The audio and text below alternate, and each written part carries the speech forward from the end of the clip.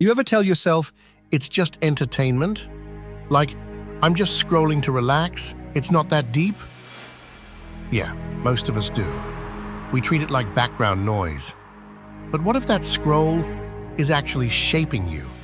I'm serious. What if that late-night binge, that funny reel, that random voice you're always listening to, what if it's not neutral?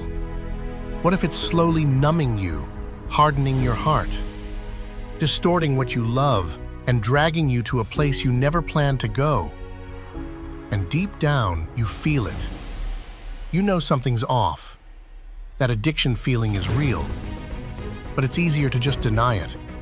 Because as long as you feel in control, you think you're good. But here's the truth. The dragon doesn't devour you all at once. He starts with pleasure. He gains ground with little compromises. And before you know it, you're flying with him and losing yourself. Let me tell you a story. A story about a prince, a dragon, and how influence, especially the kind that feels good, can quietly take over your life. Lean in for this one. It might be the clearest mirror you've looked into in a while. There was once a great and noble king whose land was terrorized by a crafty dragon. Like a massive bird of prey, the scaly beast delighted in ravaging villages with his fiery breath. Hapless victims ran from their burning homes, only to be snatched into the dragon's jaws or talons. Those devoured instantly were deemed more fortunate than those carried back to the dragon's lair to be devoured at his leisure. The king led his sons and knights in many valiant battles against the dragon. Riding alone in the forest, one of the king's sons heard his name purred low and soft. In the shadows of the ferns and trees, curled among the boulders, lay the dragon, the creature's heavy-lidded eyes fastened on the prince, and the reptilian mouth stretched into a friendly smile.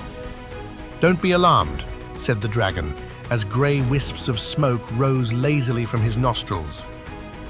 "I am not what your father thinks." "What are you then?"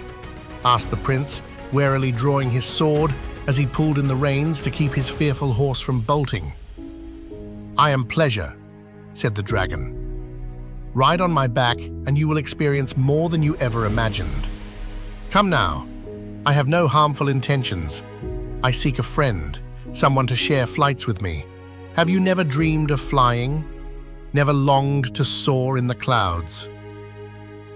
Visions of soaring high above the forested hills drew the prince hesitantly from his horse. The dragon unfurled one great webbed wing to serve as a ramp to his ridged back. Between the spiny projections, the prince found a secure seat. Then, the creature snapped his powerful wings twice and launched them into the sky. The prince's apprehension melted into awe and exhilaration. From then on, he met the dragon often, but secretly. For how could he tell his father, brothers, or the knights that he had befriended the enemy? The prince felt separate from them all. Their concerns were no longer his concerns. Even when he wasn't with the dragon, he spent less time with those he loved and more time alone. The skin on the prince's legs became calloused from gripping the ridged back of the dragon, and his hands grew rough and hardened. He began wearing gloves to hide the malady. After many nights of riding, he discovered scales growing on the backs of his hands as well. With dread, he realized his fate were he to continue, and so he resolved to return no more to the dragon. But after a fortnight, he again sought out the dragon, having been tormented with desire. And so it transpired. Many times over, no matter what his determination, the prince eventually found himself pulled back, as if by the cords of an invisible web. Silently, patiently, the dragon always waited. One cold, moonless night, their excursion became a foray against a sleeping village, torching the thatched roofs with fiery blasts from his nostrils. The dragon roared with delight when the terrified victims fled from their burning homes. Swooping in, the serpent belched again, and flames engulfed a cluster of screaming villages. The prince closed his eyes tightly in an attempt to shut out the carnage. In the pre-dawn hours, When the prince crept back from his dragon trysts, the road outside his father's castle usually remained empty, but not tonight. Terrified refugees streamed into the protective walls of the castle. The prince attempted to slip through the crowd to close himself in his chambers, but some of the survivors stared and pointed toward him. "He was there," one woman cried out. "I saw him on the back of the dragon."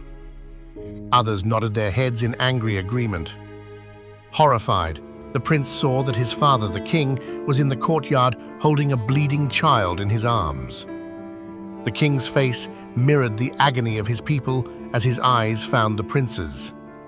The son fled, hoping to escape into the night, but the guards apprehended him as if he were a common thief. They brought him to the great hall, where his father sat solemnly on the throne. The people on every side railed against the prince. "Banish him!" he heard one of his own brothers angrily cry out. "Burn him alive!" other voices shouted. As the king rose from his throne, bloodstains from the wounded shone darkly on his royal robes. The crowd fell silent in expectation of his decree. The prince, who could not bear to look into his father's face, stared at the flagstones of the floor. "Take off your gloves and your tunic," the king commanded.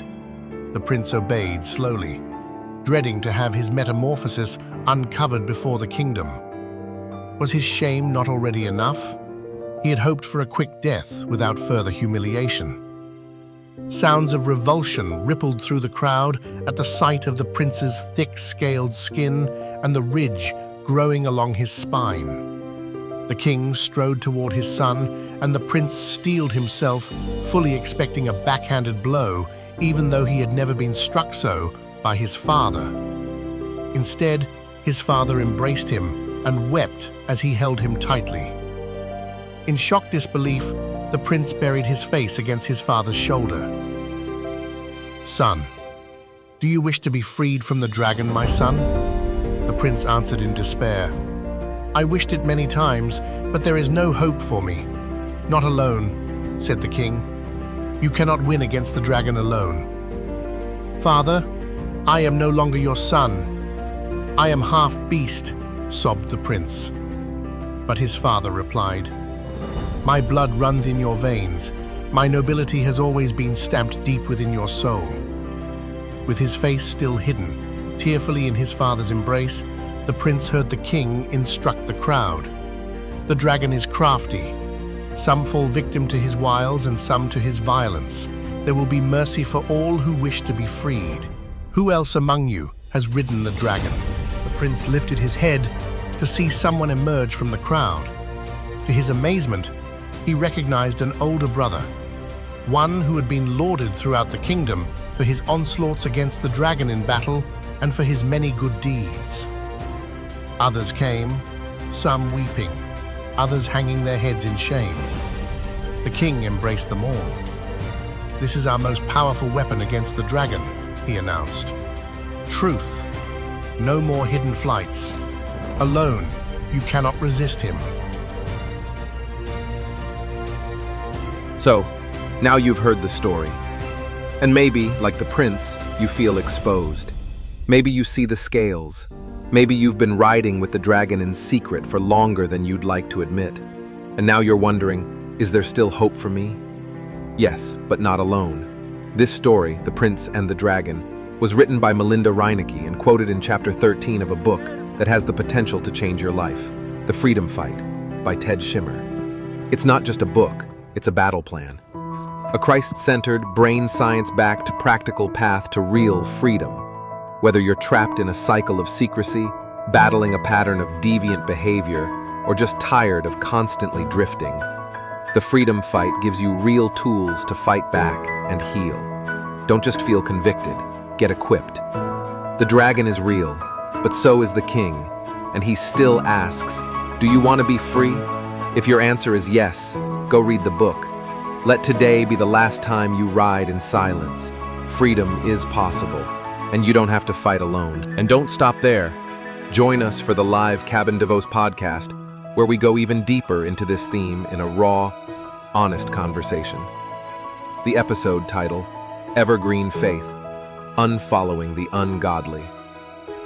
We're unpacking how Psalm 1 calls us to stop being shaped by the voices of the ungodly, whether it's influencers, entertainment, or even subtle spiritual compromise, and start living rooted, fruitful, and unshakable lives. Catch it live with us and be part of the discussion. Missed it? No worries. The replay is always available at www.cabindevos.com. This is your moment. No more silence, no more secret rides with the dragon. The king is still asking, do you want to be free? Say yes. Get equipped. Join the conversation and walk in freedom.